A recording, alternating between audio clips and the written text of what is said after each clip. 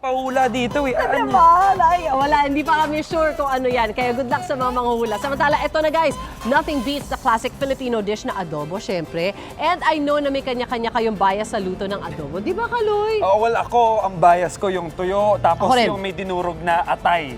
Oh. Pero lahat naman actually gusto ko. Ikaw, Miss Suzy. Ako pa, minsan gusto ko yung manok na may gata. Ay, yun na na masarap. adobo. Ibang Wow. take yun, masarap Correct. ilagay yun sa kanin. Pero Yes. ito, kaya pati international community, may version na rin ng kanilang adobo. Pero Miss Suzy, balita ko may nagbabalik at ready na makipagbakbakan sa pagluluto ngayong umaga. Oh yes, Mainit-init mainit-init pa. Oo nga. Ang Shanse ni Susan. Oh yes, may tatapat at mukhang na-miss niya ang adobo. Nagbabalik ang iyong Pepper Bay na si Igan. Naku, matinding labanan ito. Ayan, naku. Here we go. Laking budget, no? Ikaw na rin yung talent.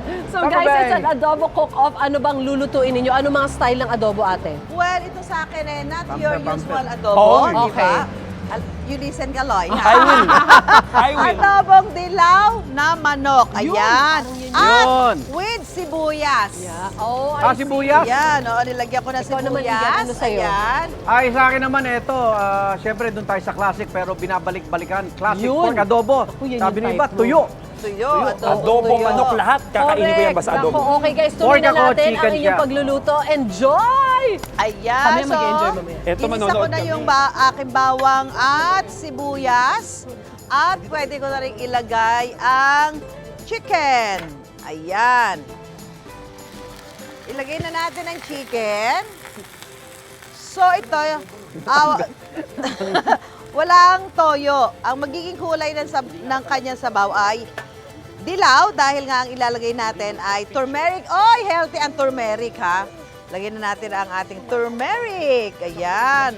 Maganda ho sa katawan natin ang turmeric. So, ang ilalagay naman natin pampalasa dito syempre ay patis. Yun. Lagay na rin natin ng paminta. Ano iga nangyari? Paminta. Hinintay lang kita. Paminta, ayan. Pwede ko na rin siya lagyan ng suka.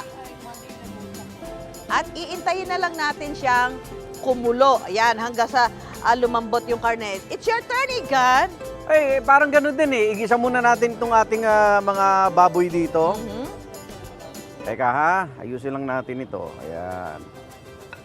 Ang ganda. Magkano na baboy ngayon, Ate Su? Ay, nako, depende sa parte ng baboy, pero ang pinakamahal ay ang kasim. Dahil, ayan, parang yan gagamitin mo. Kasim yata yan Masarap. Rinig nyo na po ang tunog ng linamnam. Ayan, habang pong narito at pinapainitan natin itong ating mga parte ng Yun. baboy. Eto na, syempre, alam nyo naman ang adobo, ano yan eh, kailangan maganda balanse ng toyo at suka. Siyempre, kailangan talaga yun. Eh, dahil tuyo ito, Mhm. konting-konti lang. Lagyan natin konting asukal. Ayun. Ayan, at eto na. Eto na, pampalasa talaga ng adobo.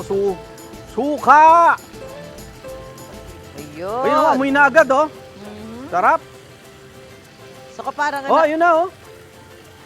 Yan pa naman yung talagang parang paboritong adobo ng mga Pinoy, yung ganyan, yung adobong tuyo, di ba, Igan? Yes. Alam ko, paborito mo rin yan eh. Oo, sasabay lang na mainit na kanin yan, mga iga, no? Tsaka madaling lutuin ng adobo. At isa pa, hindi ito napapanis. Dahil nga may suka, kahit saan mo dalhin, ilang araw, di ba? Yes, ayan. Ayan, amoy nyo na. Ha? Okay, so, At ito ang aking magic ingredient, siyempre. Ate Su, paminta. ang pamintang buo. Pamintang Yan. buo, ayan, oh. At siyempre, para bumango, lalagyan na natin ng laurel. Yun. So, itong sa akin, Igan, Oh, malapit na. Ay, kita mo kulay dilaw na siya, kaya nga adobo Dilaw. dilaw. Ayan. O ito, tutuyuin ko lang tong ano. So, adobong tuyo na siya. Toyo at suka. So, pagka nagluluto kayo ng ganito, mga kailangan palambutin, hinaan nyo lang yung apoy Oo. para maging yung paglambot, dahan-dahan. Tapos hayaan nyo lang At siya. manuot yung sarap doon sa iniluluto nyong karne. Pag nag-iba na ang kulay ng baboy o manok, baligtarin nyo na para hindi naman pumasunog. Eto na. Hoy! Okay, eto na. Eto na, papasok na ang roll namin. Titikman na namin ang adobo ni na Ate Sue at Igan. Woo! Let's serve it. Eto na ang finished product, mga igan. Walang tulak, kabigi naman yan. Magsaserve na ako ng rice. Ay, Ito na thank mga you, roll ko thank dito. you. Ay, thank you, ate. Ayan, adobo Thank you, dilaw. Igan. Magandang choices kayo dyan. Bahala na kayo. Ay, kinuha ko. Ayan na. Sarap, mabilis lang po para sa mga papasok sa tinuturo mo. eskwela. Ito kailangan realistic lahat at saka titimang ko rin Yes. talaga eh. Talagang Oo, bigyan tatlo ako lang ng kayong bigyan magkanin, Kaloy, ha? Oo nga, teka. Hindi mo kami sinama. Lagyan mo siya. Yung nagluto, dapat manonood muna doon sa mga titikip. Kasi husgahan namin, pero syempre, alam ko naman masarap to kahit anong type ng luto dahil made with love dahil family Yes. to. Yun and ang we're- mahalaga, Pasalamatan actually. natin ang Bud's Catering sa sa supply ng bigas. At ang adobo sa bahay nyo, ang best adobo. Yeah, siyempre. Diba? Siyempre, Yung luto ni yan. Mami. Baka sunog. Ayan, basta adobo Ay, kahit pinatay anong mo na version yun. masarap. Spill ka, Spills ka, Kaloy. Inuna niya. Masyado kang nalilibang, ha? Nilitan ko lang yung kagat ko ngayon kasi kailangan ko magsalita. Tama. Pero adobo, basta adobo, kahit anong version, panalo yan. Mga kapuso, for more recipe, tutok lang dito sa unang hirit. Pwede rin kayong mag-share at baka ang dish nyo ang susunod naming susubukan. Lagot ako kay Miss Lynn. Pababa na sa Nagsasalita ako, lalamunan ni bumubulya. Kaloy eh. Pag ito na eh.